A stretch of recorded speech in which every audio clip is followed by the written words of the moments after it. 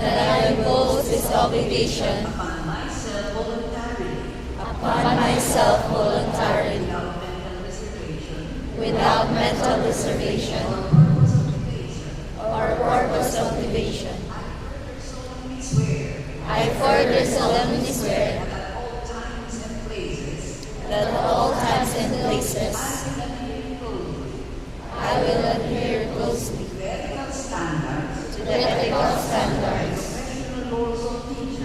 and professional roles of teachers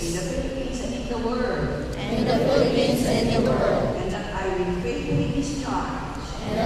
faithfully discharge to the best of my ability the duties and obligations incumbent upon legally authorized professional teachers. So help me God.